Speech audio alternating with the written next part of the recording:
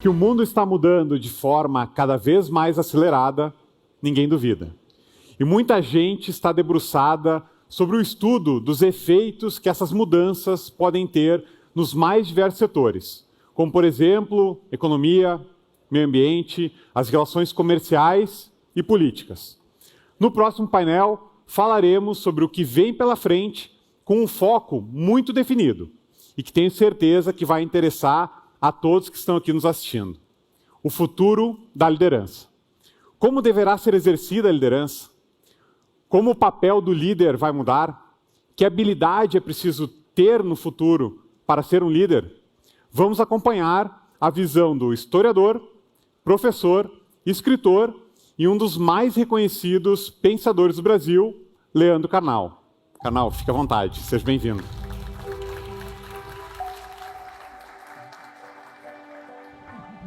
Muito obrigado, muito boa tarde, uma honra ter atendido a esse convite e para falar de um tema que começa com uma grande contradição.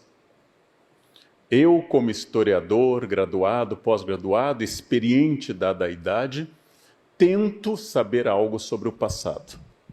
E todos me convidam para falar sobre o futuro.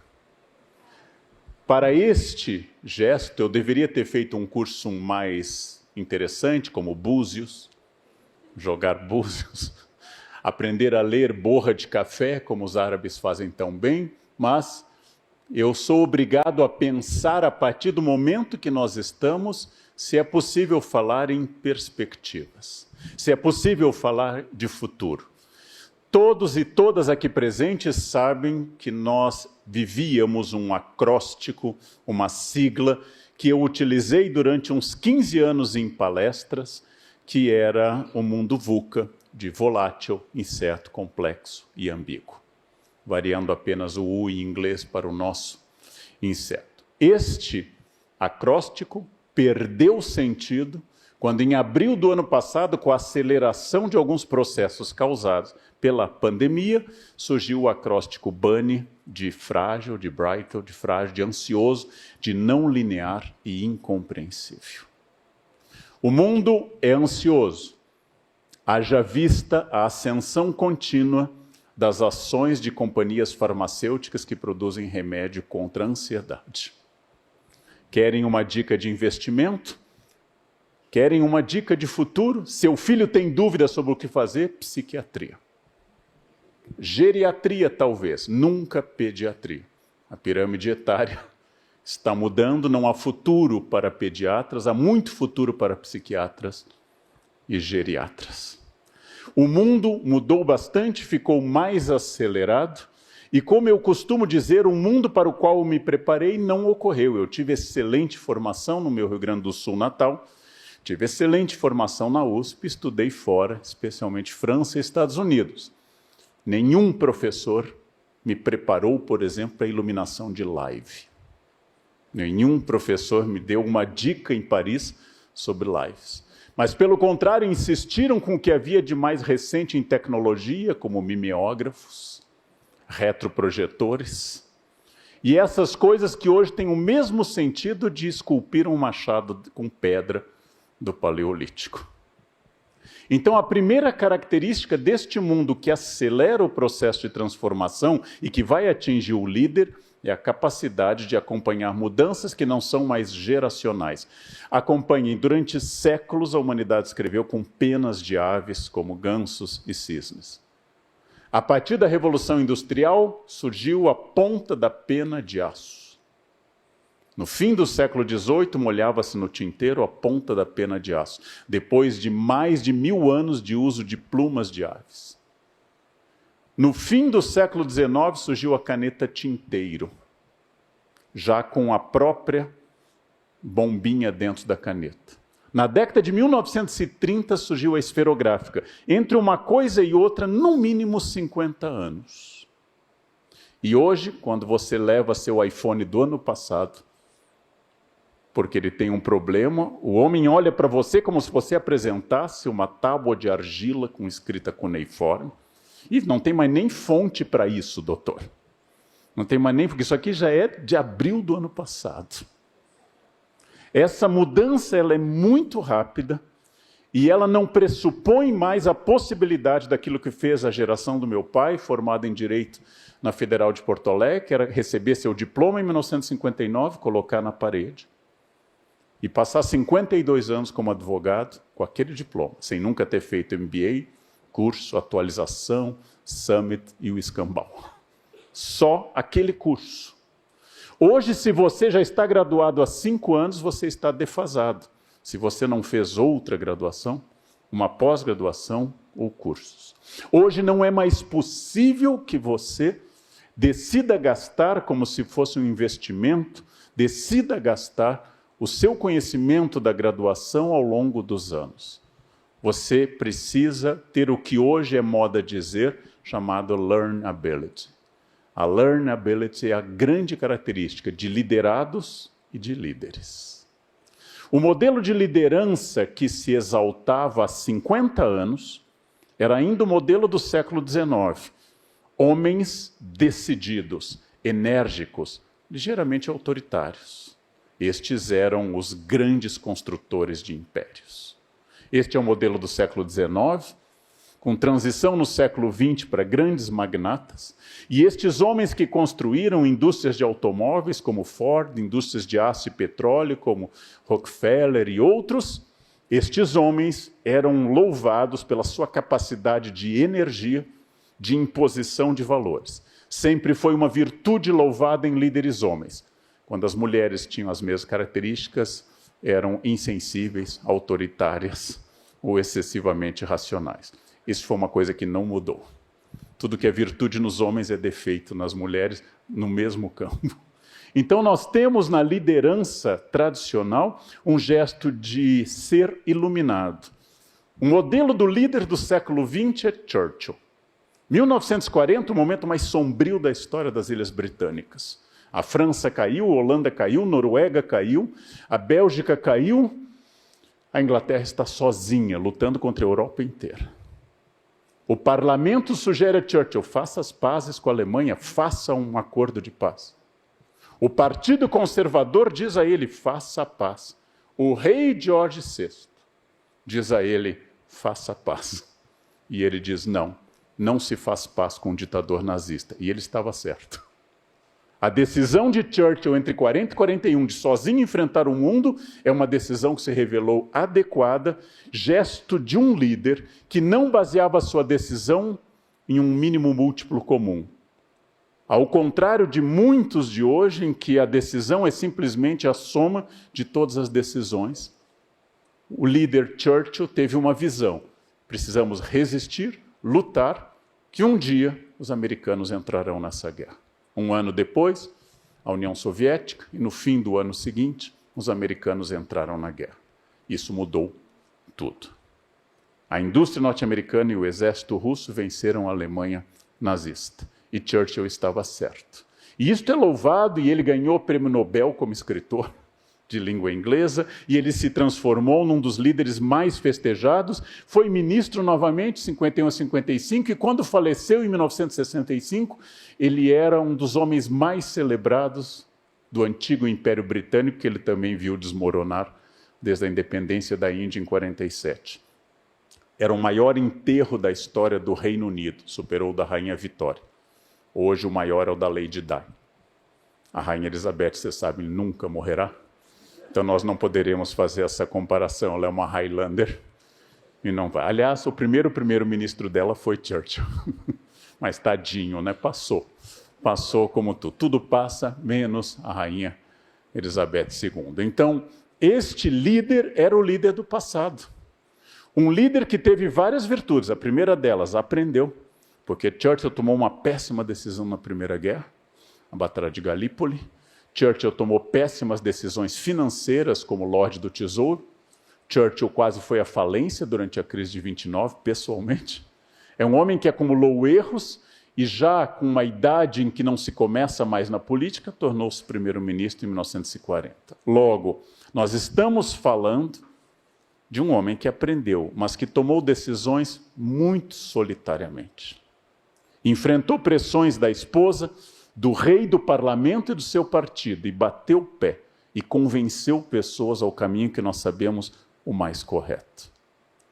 Acontece que hoje esse tipo de liderança, sempre louvamos o carisma e a capacidade de continuar aprendendo, mas a liderança de hoje é mais complexa.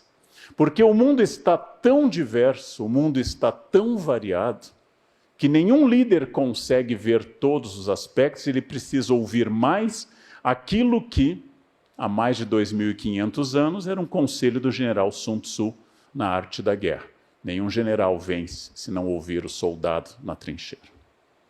Nenhum general vence se não ouvir sua equipe. De um lado, a advertência de um líder chinês pré-dinástico, dizendo, cuidado, general que se isola no quartel-general perde a guerra. Não avalia o terreno, não vê o moral das tropas. Mesmo conselho dado na peça Henrique V de Shakespeare, quando Henrique, disfarçado de soldado, percorre o acampamento na véspera de uma batalha importante da Guerra dos 100 Anos. Churchill é um modelo de carisma e de escrita da língua inglesa. É um modelo de ironia. As frases dele até hoje causam impacto pela sua ironia que vocês devem conhecer. Mas Churchill hoje seria um péssimo primeiro-ministro. Porque as Ilhas Britânicas são completamente diferentes. As decisões são tomadas de uma forma muito mais atomizada, muito mais capilarizada, se preferirem a metáfora biológica, do que eram há alguns anos. Aliás, é bem provável que qualquer um dos grandes capitães da indústria, se ressuscitasse como Henry Ford, hoje seriam demitidos da sua própria indústria. Porque sua visão serviu para fazer do Ford T o mais brilhante modelo de sucesso da indústria automobilística. Mas não serviria para hoje. E é muito complexo responder, porque a liderança de hoje não implica apenas o domínio técnico, não implica apenas o carisma, não implica apenas a sensibilidade, mas implica manter o equilíbrio psíquico de uma equipe, que em época de pandemia é mais abalado ainda. Então, líderes que pressionam sem cessar, líderes que estabelecem sem cessar uma ruptura maior, eles atingem essa ruptura muito cedo. Mas qual é o ponto que eu posso pressionar e qual é o ponto que eu posso retirar meu time? Que eu posso retroceder? Não existe fórmula. E isso é muito importante de ser dito. Não existe uma fórmula, porque o líder se constrói na liderança. Atualização tecnológica, atualização em todos os campos. Não há líder hoje que não tenha possibilidade, que não consiga, senão não será um líder, atualização cultural. Um líder precisa saber o que acontece no mundo, inclusive no mundo distante da sua área. O líder precisa ver filmes, precisa assistir peças de teatro. E não há nenhum motivo para duvidar que um bom líder hoje tenha que passar uns 15 minutos por semana vendo TikTok. Porque o seu público vê. Por que é que hoje, por exemplo, o líder não pode ser preconceituoso? Antes nós diríamos, porque não é ético. Um líder racista, um líder misógino, não é ético. Depois nós diríamos, com a Constituição de 88, não é juridicamente viável ser racista.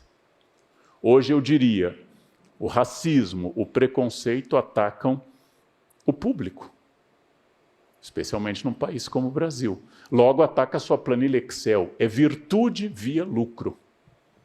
Empresas que se associam à diversidade, na sua imagem e como chegam ao público, conseguem mais simpatia do público. Empresas que têm gestos de exclusão, que às vezes pode ser uma foto, vão para os trend topics. Ou seja, nós temos que ter cuidados que a minha avó, quando minha prima, que tinha sobrepeso, chegou chorando a casa no interior do Rio Grande do Sul, dizendo, vó, me chamaram de gorda, e ela, alemã gaúcha, mas tu é gorda, tu quer que chame de quê? Isso passou. Isso passou. O líder das piadas incisivas, o líder irônico, o líder agressivo ou assediador, ele ataca o lucro da empresa hoje. Não é só o capital moral, ético da empresa.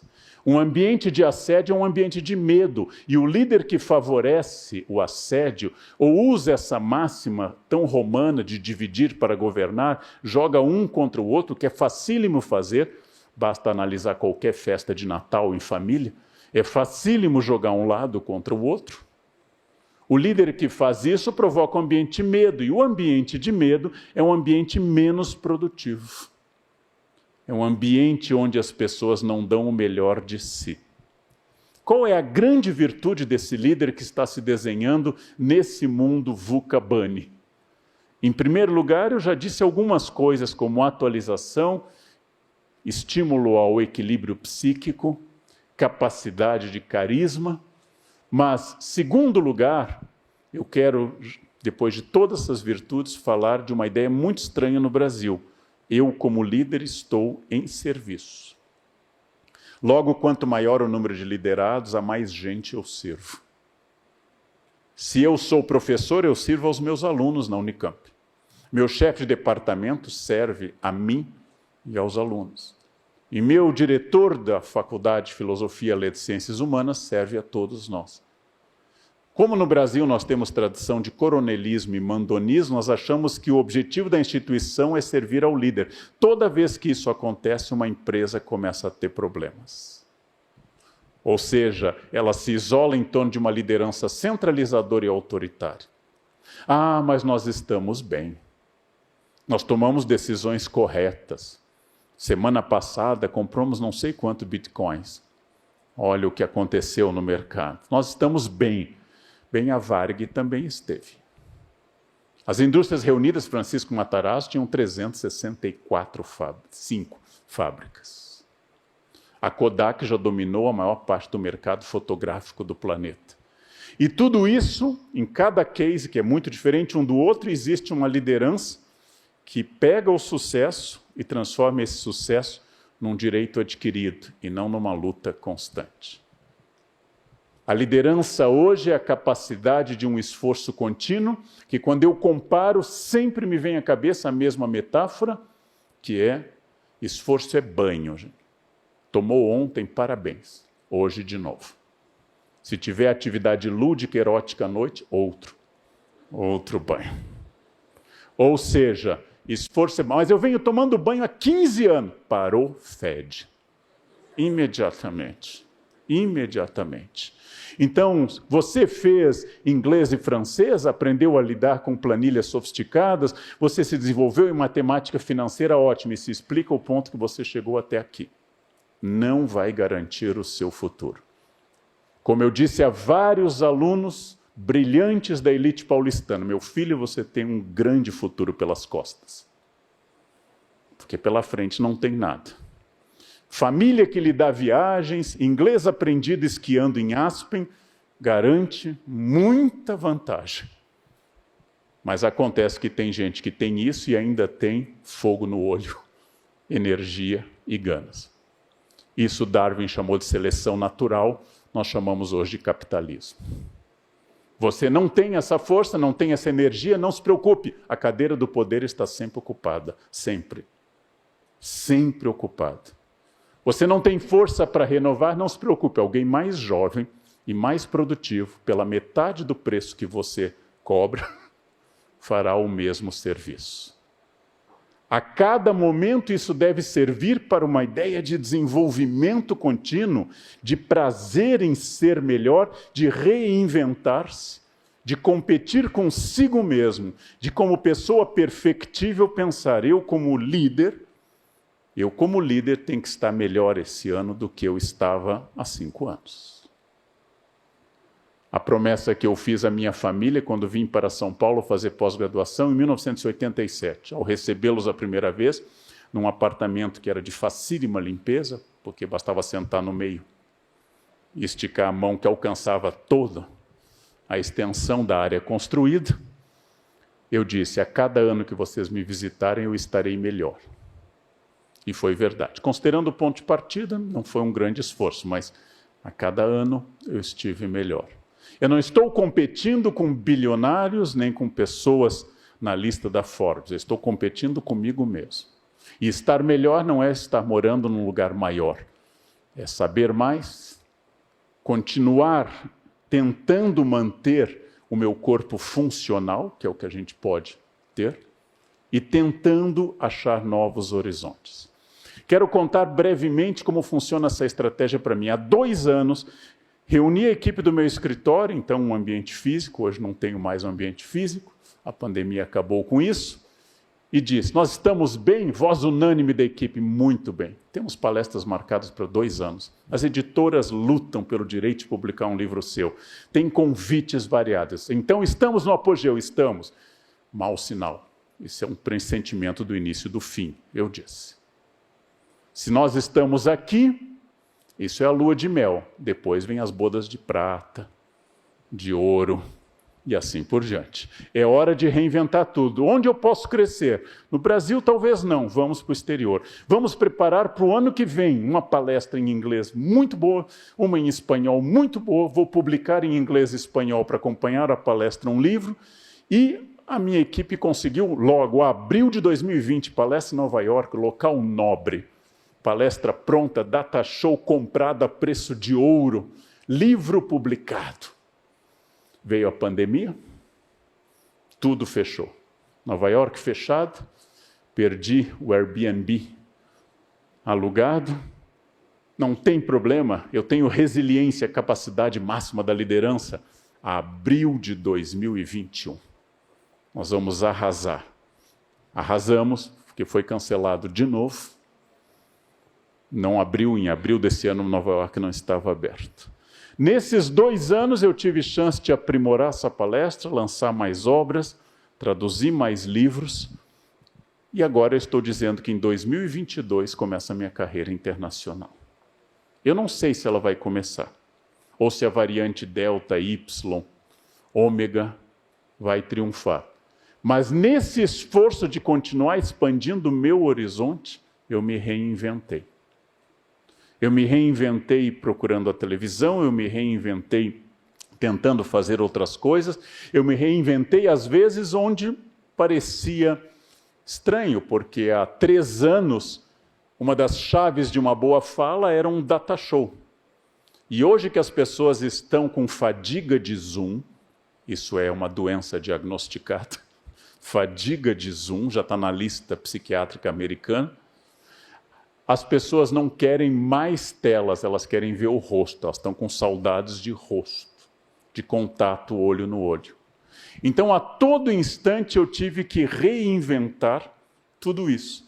Como no ano passado, tive que consultar especialistas para saber como iluminava uma live. Ou seja, todos da minha família entre 14 e 18 anos, que nasceram com esse dom de nativos digitais, e que ficavam, então, explicando para mim, explicando como funcionava isto. E agora eu me sinto desafiado a fazer novas coisas, cada vez mais. Eu não contei isso para parecer um case de sucesso. Eu contei isso para parecer o que é, que eu preciso continuar me reinventando. O sucesso é um péssimo conselheiro. O sucesso leva a tranquilidade. Todo mundo que está feliz engorda. E quando separa, emagrece, porque volta ao mercado. Aí que vai testar o derivativo. Ou seja, a volta para o mercado é um desafio físico. Quando você está tranquilo em casa, você começa aquele processo que vai atacar seu próprio casamento. Por que botar uma roupa de baixo boa? Estamos só nós em casa? E a pergunta que eu faço, então, para quem você vai colocar a roupa boa? Não. Por que é que você vai usar a pior roupa em casa e vai guardar a roupa melhor quando visitar pessoas estranhas? Por que é que a louça boa só vai descer quando tiver visita se nós somos as pessoas mais importantes dessa casa? Por que é que você vai guardar para estranhos o que deveria ser dado à família? Uma pergunta que eu faço muito na minha casa. A todo instante tem que pensar o que é valor, o que é prioridade, porque o líder de hoje, além de ético, é quem estabelece normativas e valores. E o líder ensina pela reunião, o líder ensina pelo ofício, pelo memorando, pelo e-mail, mas ele ensina sempre pela postura. Eu dou aula quando eu explico algo aos meus alunos na pós-graduação, mas eu dou mais aula quando eu converso com eles. A maneira de eu utilizar a língua portuguesa, o contato que eu tenho, a gentileza, todos esses fatos são uma aula do que a gente chama de currículo oculto. Assim como eu estranharia um personal obeso, um médico pneumologista fumante, assim como eu estranharia um psicólogo desequilibrado, eu estranharia um líder que não fosse o símbolo de tudo aquilo que ele quer para o banco ou para a empresa. O símbolo do momento que ele entra, porque não é possível supor que se esse líder não respeita o porteiro, que ele tem qualquer sensibilidade humana. E se ele não tem sensibilidade humana, que liderança é esta? Porque respeitar quem é mais forte que você não é ética, é bom senso. O cara tem 2 metros, 110 quilos, é faixa preta, pisa no meu pé e digo, não foi nada. Isso não é ética. Isso é segundo a lei de Newton. Massa maior, massa menor. Eu testo a ética e os valores quando eu vejo como é que você trata o porteiro, a moça do café.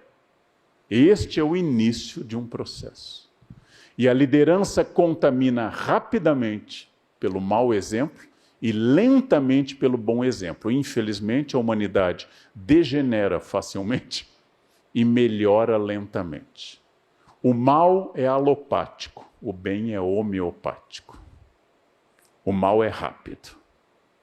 Ambientes tóxicos, ambientes de mau exemplo, eles levam lentamente à contaminação de todo o sistema, e essa contaminação do sistema acaba destruindo a possibilidade de confiança, de desafio dessa liderança.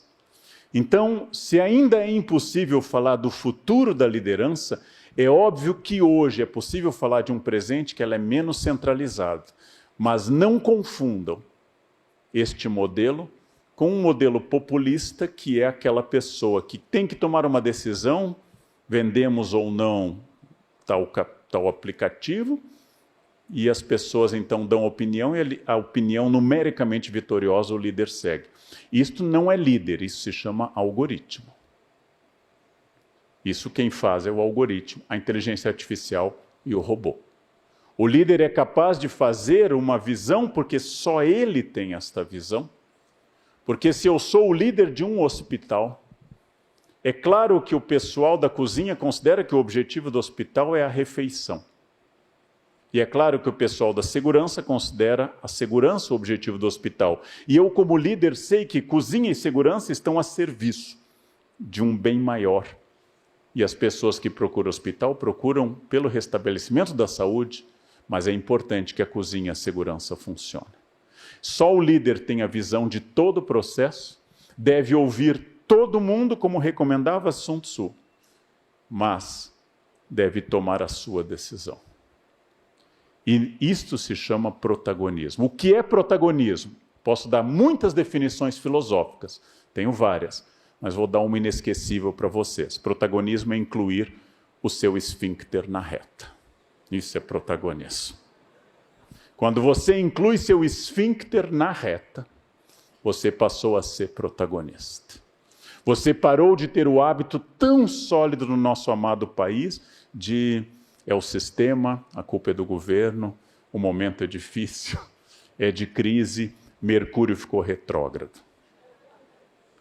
Não posso. Por que você não consegue se impor? Eu sou de peixes, eu sou de água. Mas você se abala muito fácil. É câncer. Câncer é assim. Nossa, mas você foi muito autoritário. Áries. Você confiaria num conselho financeiro de alguém que usa signo? De alguém que usa energia? A energia desse ambiente não é ruim. Me dizem isso na Unicamp. Fulana, tal professora, tem uma energia ruim. Eu disse, não, ela é chata. Não é ruim a energia. Ela fala mal dos outros, ela é agressiva, ela é fofoqueira, ela é chata. Isso não é energia ruim, chama-se chatice. Basta se afastar dessa pessoa, recomendar que ela procure um psiquiatra, um amante, alguma coisa. Alguma coisa que vai resolver aquele homem chato, aquela mulher chata. Ou seja, não é energia elétrica, eólica, atômica, não há outra energia. O ambiente está pesado, ou tem oxigênio ou não tem. Se ele está com muita fumaça, ele está pesado, mas aí ou é metano ou é gás carbônico. Pronto, gente. O resto é frescura. O resto é frescura. É preciso que o líder restabeleça a objetividade das coisas. Esse é nosso objetivo. As equipes tendem à dispersão. Essa é uma característica de toda a equipe. As equipes obedecem a uma lei física universal. Cada um ir para um canto.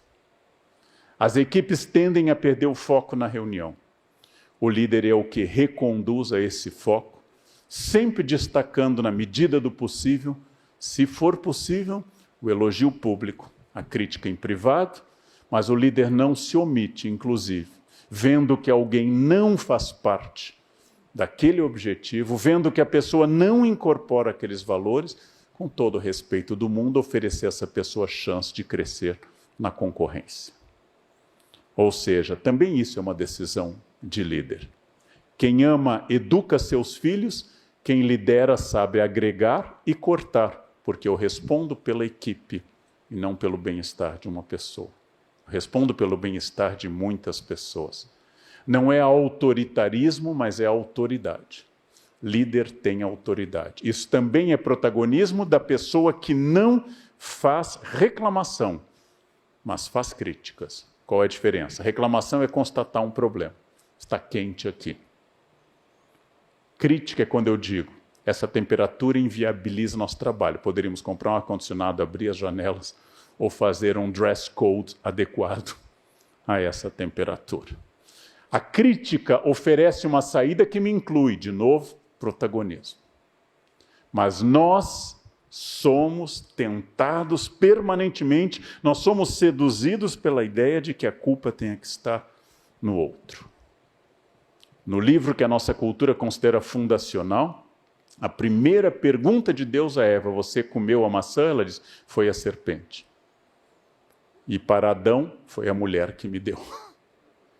A primeira intervenção de Deus na relação da sua empresa recém-criada, com 2 funcionários educados ali dentro, não foi processo externo, formados ali dentro.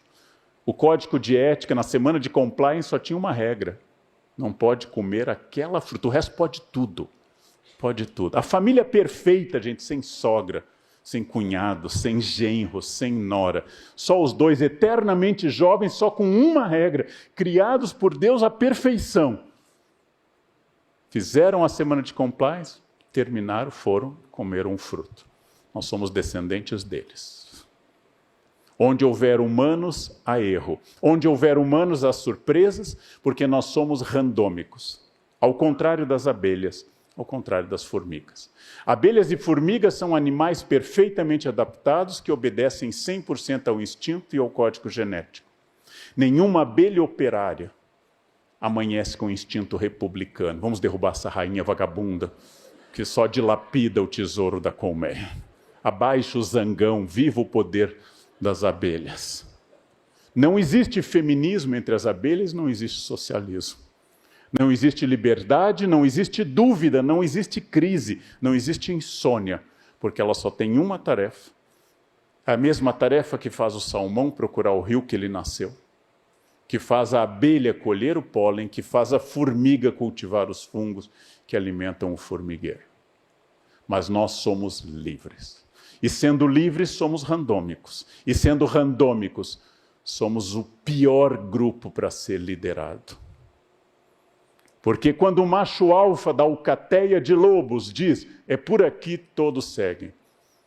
Quando o macho alfa de um bando humano diz, é por aqui, tem mais 4 macho alfas, 5 betas mal resolvidos, 6 que ainda não sabem qual é a sua posição na alcateia, um indeciso e alguém que não escutou. Nós somos terríveis, mas nós temos uma capacidade com a qual eu quero indicar uma outra habilidade da liderança. Yuval Harari, autor do best-seller Sapiens, Homo Deus e 21 lições, que eu recomendo a todos. Yuval Harari fala muito da revolução cognitiva ocorrida há 70 mil anos, quando nós humanos passamos a contar histórias e acreditar nelas. sobre valores abstratos, como Estado, origem divina dos reis. E essas crenças abstratas construíram pirâmides. Essas crenças abstratas tornaram os seres humanos de uma espécie fraca e pequena, senhora do planeta. Minha pele é inferior à de quase todos os mamíferos, minhas unhas são inferiores à de quase todos os meus irmãos mamíferos, minha força é menor do que todos os meus irmãos imediatos, os símios superiores, ou seja, gorilas, orangotangos, chimpanzés, macacos bonobo. Eu sou menos em força e velocidade que todos os meus similares mamíferos. Nado pior que outros mamíferos como os golfinhos, não tenho habilidade de voar, se eu pegar muito sol tenho insolação. Ou seja, eu sou um desastre biológico, mas graças à revolução cognitiva eu posso criar histórias. E essas histórias que o Yuval lembram que podem inclusive incluir conceitos como democracia e direitos humanos, que são conceitos abstratos. Essas histórias podem reunir um grupo e fazer desse grupo o construtor de uma pirâmide, construtor de um Estado democrático, construtor de grandes obras de engenharia, porque um grupo compartilha de uma ideia em comum que líderes e liderados passam a debater. Então aqui vem dentro dessa estrutura humana outra habilidade humana fundamental. O líder é aquele que é capaz de formular narrativas que entusiasmem, agreguem, formem e conduzam as pessoas. O líder é aquele que faz você se sentir parte de um sistema e, como parte de um sistema, com vontade de colaborar. O líder é aquele que, acreditando num projeto em comum de sucesso pessoal, de realização, de felicidade, de direitos, de pleno potencial desenvolvido, ele consegue comunicar isso a mais pessoas. Porque as tarefas mecânicas, repetitivas, elas tendem a desaparecer. Vejam, ascensorista é uma profissão que só existe hoje em alguns prédios de Brasília, porque nenhuma empresa vai contratar alguém pela CLT para ficar sentado apertando o botão, algo que o software faz muito melhor. Esta mudança rápida está atingindo todas as funções técnicas repetitivas, mecânicas, e estão sobrando espaços para as funções de criação, as altamente qualificadas. Não há futuro para o trabalho repetitivo. Ele só existe em lugares onde a mão de obra é muito barata, onde é muito fácil contratar muitas pessoas, mas tende a desaparecer. Por isso que o futuro é o futuro da criatividade, da inteligência e da ética, coisas que as máquinas ainda não fazem. Se vocês imaginarem que a maior empresa de transportes do mundo não tem carros, Uber, que a maior empresa de hospedagem do planeta não tem um único hotel, Airbnb. Se vocês imaginarem que os homens mais ricos do planeta Terra hoje não produzem ferrovias, petróleo, indústria têxtil ou agricultura, marcas de riqueza do passado, mas apenas ideias no Vale do Silício. Ideias de redes sociais, ideias de comunicação, ideias variadas, que serão produzidas através de aparelhos que estão produzidos na fábrica do mundo, que é a China. Os homens mais ricos do planeta Terra, todos eles, são dotados de ideias. O que é uma ideia? É também revolução cognitiva. A crise começou em 15 de março do ano passado, todos os restaurantes dessa cidade foram fechados por decreto. Na minha rua, nos Jardins de São Paulo, havia 2 restaurantes tradicionais. Um imediatamente reagiu ao decreto de fechamento. Não podendo mais atender no salão, passou a distribuir folhetos rapidamente impressos, mostrando que as regras de higiene eram absolutas, que era o que o mercado queria ler naquele momento. E mais, você não pagaria 10% pedindo a comida em casa, ou seja, é melhor pedir em casa do que ir ao restaurante. E nós passamos a comer a mesma comida que íamos, passamos a comer em casa. O outro restaurante ficou esperando o fim da pandemia. O outro restaurante ficou aguardando um decreto de liberação e reclamando que ele não vinha. Um ano depois, os restaurantes reabrindo, primeiro com capacidade parcial, depois total. Aquele restaurante ficou esperando, comunico às senhoras e aos senhores, quebrou. Não aguentou. Não há capital que resista a essa erosão de quase um ano. E o outro restaurante que se adaptou rapidamente, não apenas recuperou seu público presencial, mas agora tem uma expansão dos seus negócios pela entrega de comida. E o que é isso, gente? Ideia. Revolução cognitiva. A ideia de que mais gente agora está comprando via internet. Mais gente está apostando na internet, especialmente os que resistiam à internet, que são as pessoas da minha geração em diante, que vocês sabem, quanto menos colágeno, mais desconfiança da internet. Essa é uma regra social. E algumas líderes, amigas minhas, como aqui tivemos, ou teremos a Maria, eu vi a imagem da Luísa Trajano, entenderam isso rapidamente. É o futuro. É isto. Saíram do modelo venda de balcão e deram este salto. Isso é uma liderança que logo percebeu uma tendência e implementou esta tendência. E como diz a Luísa Trajano, eu não espero um sistema estar perfeito para implementar. Eu implemento. E às vezes ele tem defeitos e eu vou melhorando. Porque a velocidade exige que você termine de montar o carro na estrada hoje. É isso que a nossa velocidade exige. Eu não tenho tempo hábil para fazer todos os testes.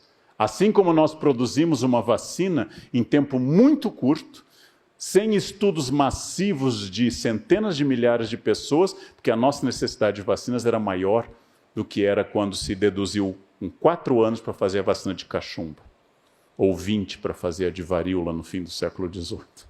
Ou seja, eu tenho diante de mim um desafio de velocidade, de eficácia, que é extraordinário, por isso o jogo hoje não é um jogo para amadores, mas é a crise que testa um líder. E isto é igual à época de Churchill. É igual à época de Napoleão, surgido na crise do antigo regime da Revolução Francesa. É a crise que testa um líder. É a crise que separa o amador do profissional. Um bom líder pensa assim: se o sol está muito pesado, ele está sobre todo mundo. Logo, é uma vantagem competitiva. Se o mercado está volátil, ele está volátil para todo mundo. Logo, se existe uma constante, quem for capaz de dominar uma resposta a essa constante vai pensar melhor. Se todos estão afundando, eu preciso localizar mais rápido os botes salva-vidas. Eu gostaria de paz e tranquilidade, mas devo reconhecer que o osso quebrado solidifica, calcifica com mais resistência. Que cada gripe que eu tive na minha vida deixou meu sistema imunológico melhor. Que a minha pele é mais resistente que a de um bebê, porque eu já peguei mais sol, peguei mais chuva e peguei mais vento. Que eu sonho com navegação em lago tranquilo, mas o que testa um capitão é a tempestade. É na tempestade que você forma uma marinha, e não no céu azul, num lago sereno. Por isso que a crise é sempre para o líder uma oportunidade. E isto aparece em todos os tratados de liderança, quando são a crise é uma oportunidade.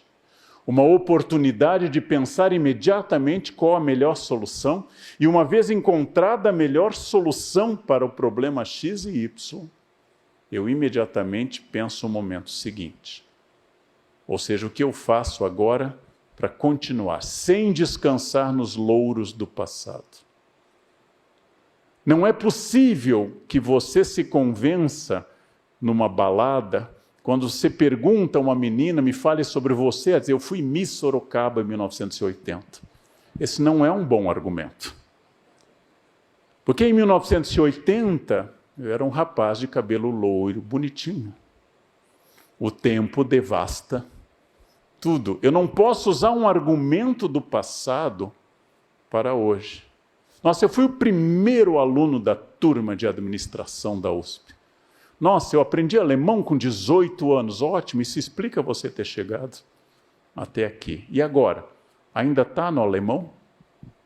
O mundo exige hoje, no mínimo, mandarim e árabe para você fazer negócios rapidamente. É essa capacidade de gerenciar coisas, de mudar e de sempre pensar numa frase do século XVI para o XVII, do filósofo inglês Francis Bacon: conhecimento é poder. Conhecimento é poder. Francis Bacon, o famoso Chico Toicinho, lá no século XVI para o XVII, vai produzir na aposentadoria forçada que ele foi obrigado como juiz, vai produzir uma obra em qual aparece essa frase: conhecimento é poder. Conhecimento sempre foi poder. E o líder é aquele não que sabe tudo, porque o líder é perfectível e não perfeito, mas é aquele que sabe indicar onde nós podemos procurar. Cercar-se de boas pessoas. Não temer capacidade. Líderes que temem capacidades da equipe são líderes ruins.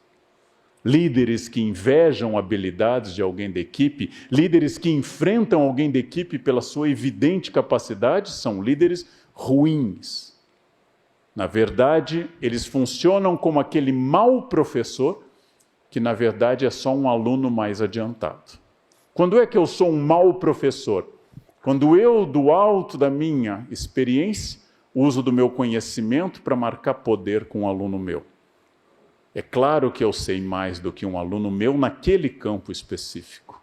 Mas eu não sou um aluno mais adiantado. Eu não sou alguém que está fazendo jiu-jitsu há 10 anos e debocha do faixa branca. Eu sou um mestre. E como tal, eu não estou competindo com os meus alunos. Um bom líder não compete. Pelo contrário, identificando um talento na equipe, reforça esse talento, faz que esse talento brilhe ainda mais, oferece chances para que esse talento continue produzindo dentro da empresa. Isso é um líder que vai incorporar, incentivar. A coisa mais difícil para lidar, em casa ou em empresa, é com a nossa vaidade. Vaidade é o pecado mais original de todos. A vaidade é o grande desafio. E hoje, uma pessoa que controla a sua vaidade para tornar a sua ação mais produtiva, esta é uma pessoa que tem muito futuro. O futuro pertence a quem controla a sua vaidade, mas não apenas com humildade, como quer parecer às vezes, mas, como eu digo, controla a sua vaidade pela vaidade. É porque eu sei que eu tenho tais e tais habilidades que eu não vou exibi-las a todo instante. É porque eu sei que essas habilidades podem causar desconforto no grupo que eu não vou falar delas a todo instante. Essa segurança é a segurança da maturidade de um líder. E por maturidade eu não associo a idade, mas a maturidade ocorre em jovens e às vezes escasseia em pessoas mais velhas. A maturidade é a capacidade de colocar as coisas em perspectiva, e a liderança é basicamente a capacidade de colocar coisas em perspectivas. Qual a relevância desse fato? Que relevância terá daqui a 1 ano? Se eu não consigo controlar essa vaidade, se eu me acho desafiado pela equipe, a equipe sente isso como o cachorro sabe quem tem medo no grupo e vai naquela pessoa. Vocês sabem disso. Quem tem medo de cachorro, o cachorro avança em você. Odeia barata, você sabe que a barata voadora vai chegar sobre você. Sobre você. Minha mãe odiava cabelo na comida, encontrava em Paris, em Nova York. Eu não procurava cabelo em lugar nenhum, nem em mim, nem na comida, não encontrava nunca. Minha mãe odiava e achava cabelo, tufos de cabelo nos restaurantes 5 estrelas do planeta Terra.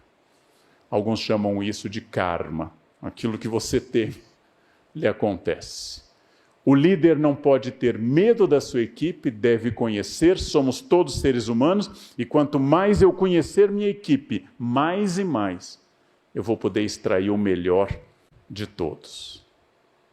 E o líder vai formando novas lideranças, O líder vai estimulando novas lideranças que possam assumir grupos menores e, com o tempo, até cargos maiores, porque o líder cresce com os liderados.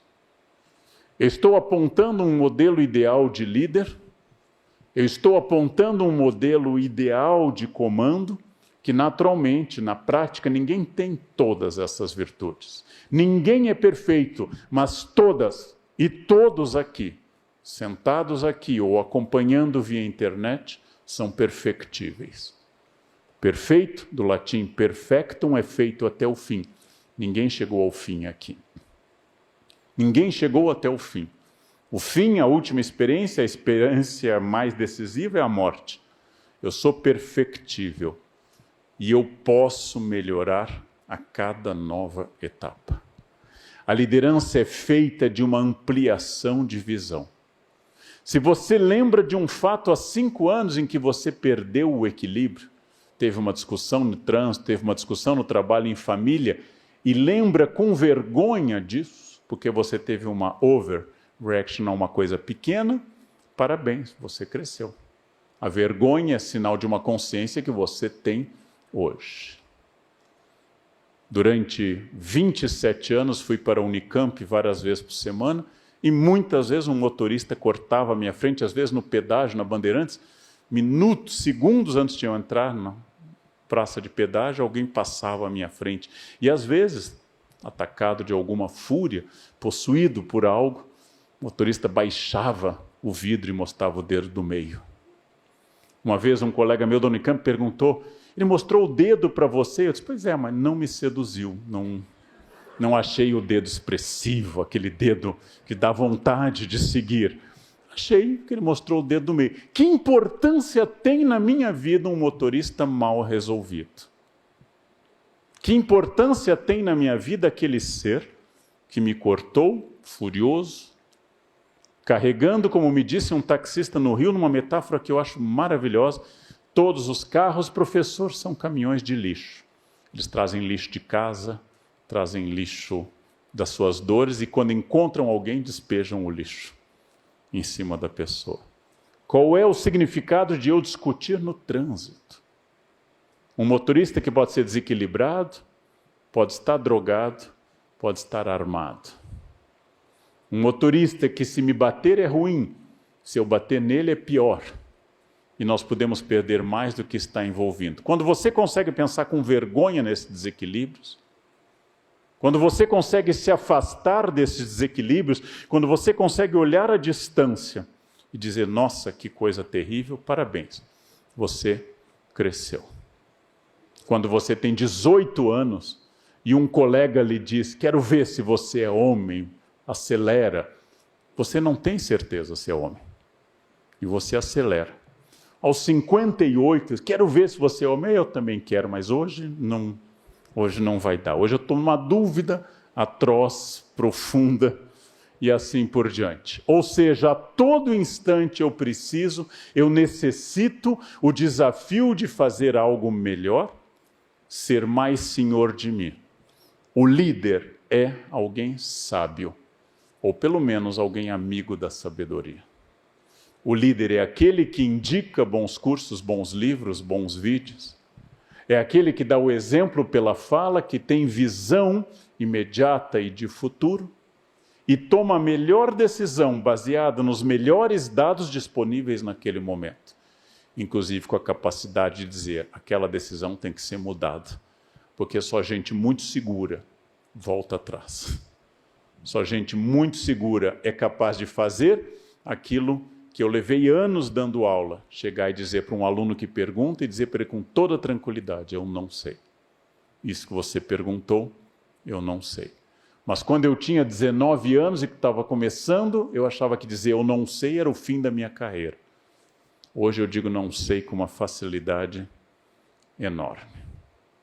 Porque eu aprendi a valorizar o que eu sei, aprendi que ninguém sabe tudo, e ganhei essa perspectiva. Hoje não saber é quase natural. Então esse desafio de lidar com equipe, lidar com o randômico do humano, lidar com o desequilíbrio constante do humano, que não é formado de robôs, essa palavra tcheca do século XX, que significa escravo, destes seres humanos que têm oscilações todos os dias. Meu médico, meu urologista mostrou as oscilações de testosterona nos homens ao longo do dia, em gráficos. Eu fiquei impactado. Os homens têm, ele diz assim, faça reuniões que você precisa ser mais agressivo de manhã. Evite essa reunião no fim da tarde. Até isso tem que pensar. À medida que a gente entra na fase que eu estou, que eu chamo de desmanche, você tem que pensar qual é o melhor horário do dia para sua testosterona estar no pico. Ou seja, nós somos máquinas oscilantes, somos máquinas instáveis, e sobre esse universo de dúvidas, de gente olhando para si, existe alguém que é o líder, que aponta um caminho, que busca uma solução coletiva, que escuta todo mundo, que estuda sem parar e que tenta sempre o melhor para o grupo, e o grupo se liga a ele, porque o grupo entende que ele é uma referência. Nós estamos precisando desesperadamente de líderes em todos os campos, da política ao mundo empresarial, das famílias até a coisa mais simples da organização social. Sejam líderes, aceitem o desafio, aceitem o crescimento, porque o líder é um vetor de crescimento. Muito obrigado pela atenção, gente generosa de vocês. Obrigado. Obrigado.